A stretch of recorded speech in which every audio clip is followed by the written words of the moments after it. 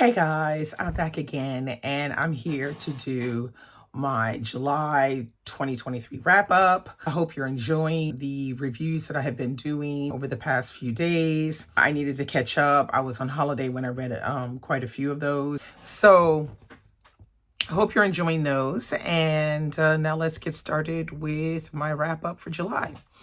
Okay, so the first book I read in July was this one right here, The God of Small Things by Arundhati Roy.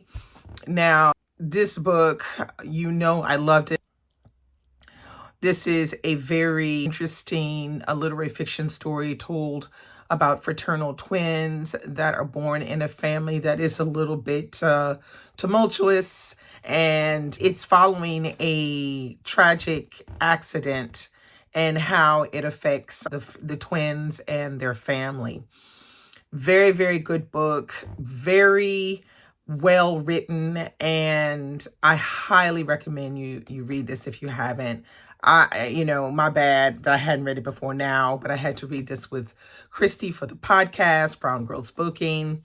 And it has been on my TBR forever.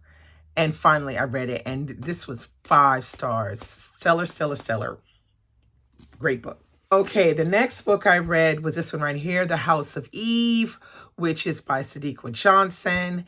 And this was the Read So Lit summer read along in July that I do with Tatiana from Musical Tati and Michael from Michael Reads. And we thoroughly enjoyed this book. I don't need to talk about it anymore. If you want to know what we thought about it, then you can go over to the section that is marked live, and you can catch our live over there where we just break it all down. And it was a lot of fun reading it, and Sadiqa Johnson knocks it out of the park again with another really good book. Okay, the next book I read was this one right here, which is Big Girl by Mecca Jamila Sullivan. And this is another book that I enjoyed, poignant. If you want to know what I thought more about it, catch the review. It's up. I highly recommend it. And yeah, I want to read something else by her. So yeah. Okay, the next book I read the month of July was this big chunker right here, which is called The Defender, How the Legendary Black Newspaper Changed America by Ethan McKaylee. Now, this is Ethan McKaylee right here. And I buddy read this with Patrice, and we thoroughly enjoyed this read. So this book is a nonfiction book that covers the beginning stages of the development of creation and development of The Defender, which is a Black newspaper, one of the first Black newspapers, and it is based in Chicago. And the writer of this book worked as a journalist at The Defender. So this is how he got interested in writing this book. So this is not something that is far-fetched from this man's life. He worked there. And he does an excellent job of talking about how this newspaper began with the founder, who is called Robert S. Abbott. And this all started in 1905. And let me tell you, this is one freaking roller coaster ride. This really shows you how when someone is extremely passionate about getting something off the ground, no matter how difficult, no matter how broke, no matter how whatever is going wrong, the person still perseveres to get it done. And Abbott was the man, he was the business. And what's really good about this is while we're following, the ups and downs of The Defender, we're also following what is going on politically and historically in the country, but most of all in Chicago.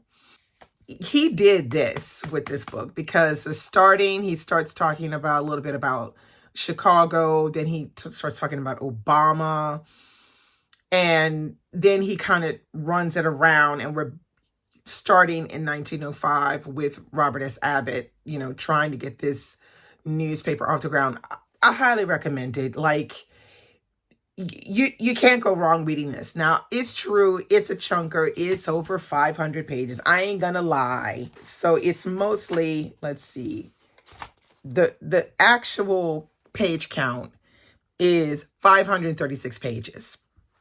So all of this is bibliography and stuff. I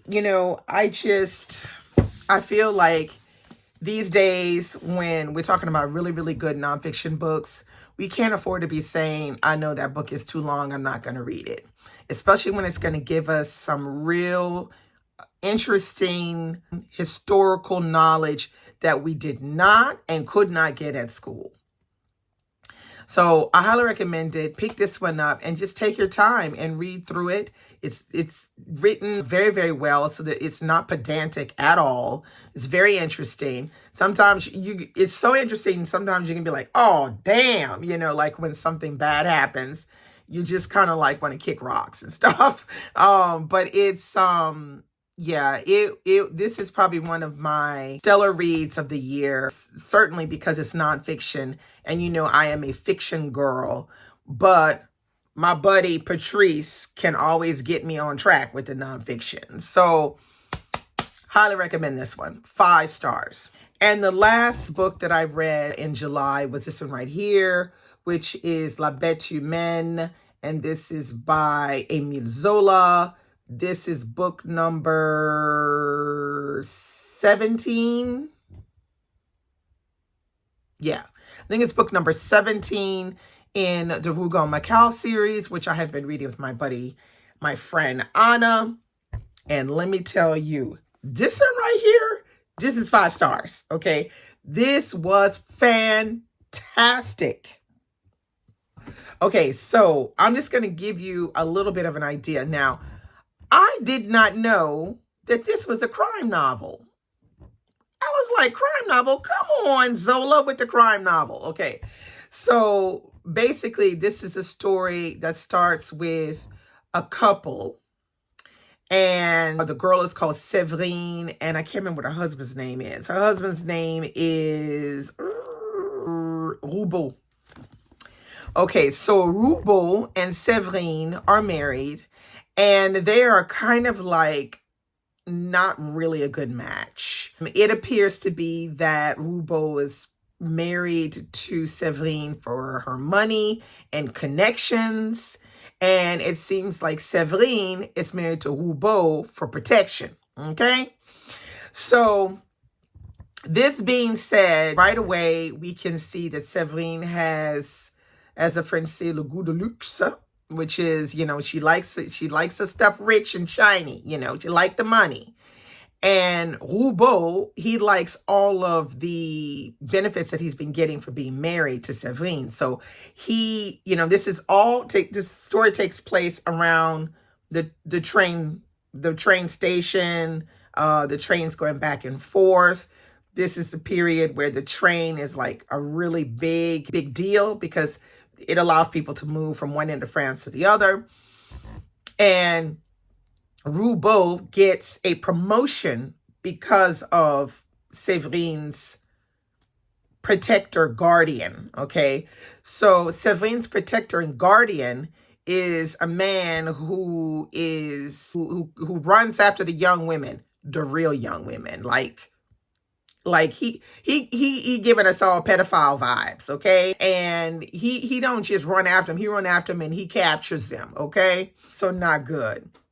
And so this starts the beginning of this book. I'm not going to go any further than that because I'll wind up telling you the whole damn story. It's that good. But this was Zola's chance to study a little bit the criminal mind through one of his stories.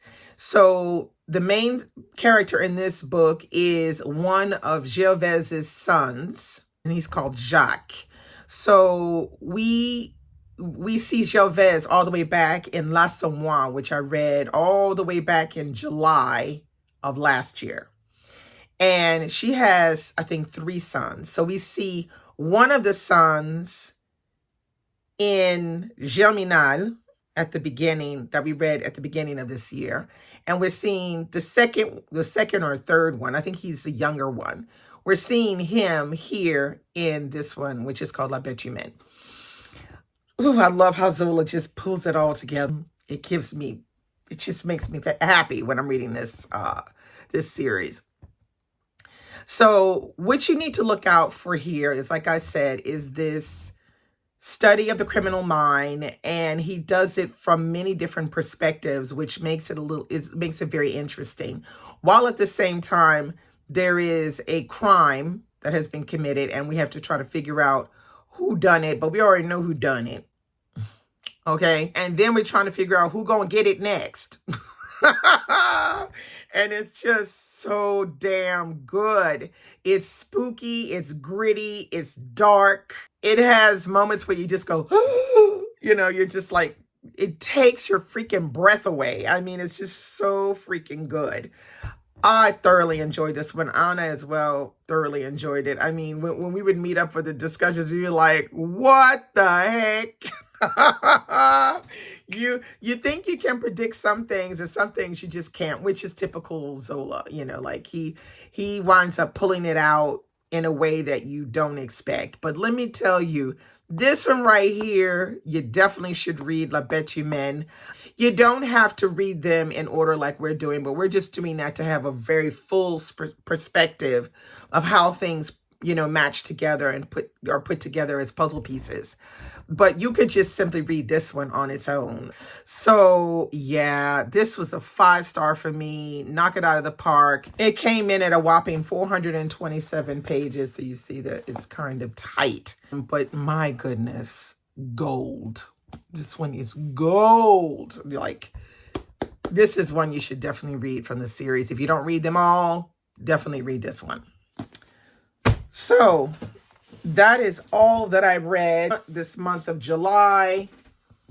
There you have it. It's not a lot of books, but you know what? I don't really care, because I had a pretty excellent month of reading. I had 3 5-star books in here. So you ain't hear no complaints from this girl. Happy, happy, happy. So thanks for watching. Thank you to all the people who have been watching the videos I've been putting up these last few days.